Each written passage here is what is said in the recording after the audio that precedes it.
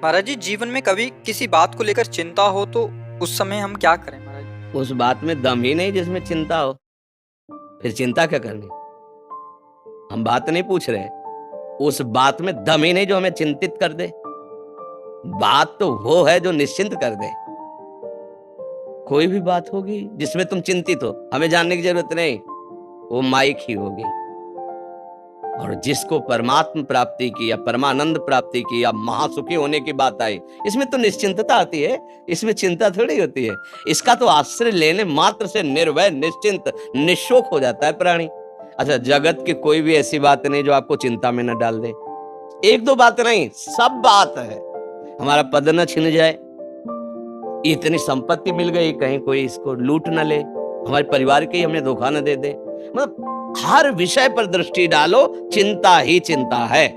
निश्चिंत होने का एकमात्र उपाय है प्रभु के चरणों का आश्रय लेकर दूसरों को सुख पहुंचाने की बात, अपने को कष्ट सहने की बात आ जाए तो अभी तुम निश्चिंत हो जाओगे। बोलो, चिंता का विषय अपने सुख की बात, अपना जहां तक मान रखा है घेरा उसकी बात, अपनी मान्यता की बात, यही हमें चिंता पहुंचाती है। जरा घेरे को तोड़ दो। औदार चरिता नाम वसुधैव कुटुंबकम, ये सब विश्व मेरा भगवान का स्वरूप, मेरी आत्मा है। अब चिंता खत्म। मेरे प्रभु जो विधान करते हो मंगलमय होता है, राम का किया मीठा लागे, चिंता खत्म। चिंता जहां है उसे पकड़ो तो चिंता ही मिलेगी। क्यों, किसका प्रश्न है? आप बताइए। चिंता को पकड़ रखे हो इसलिए चिंता है। निश्चिंत होना चाहो तो अभी हो जाओ, इसी क्षण हो जाओ। हम ये पूछेंगे कि क्या चिंता है, तो एक तो चिंता के विषय है, बाजार लगी हुई चिंता की। एक चिंता नहीं है, बाजार लगी हुई चिंता की। हर समय बिना आग के जलाती रहती है चिंता सबको।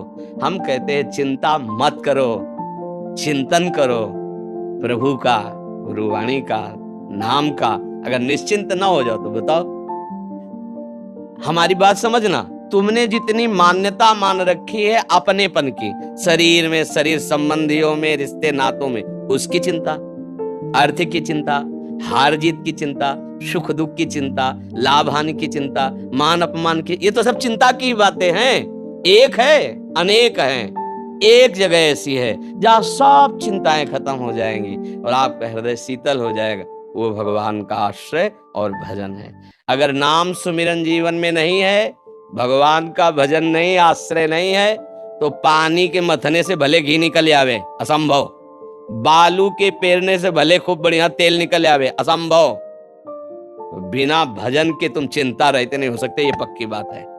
बारी मथे घृत होए बरु, सिकताते बरु तेल, बिनु हरि भजन न भवतरी या सिद्धांत। ये चिंता ही संसार, इसी से मुक्त करने के लिए तो संतों का जो भगवत प्रेमी महात्मा जन है वो सब प्रयासरत रहते हैं कि आप वाणी को समझो, आप नाम को जपो। देखो आनंदित होते हो कि नहीं होते हो? क्यों?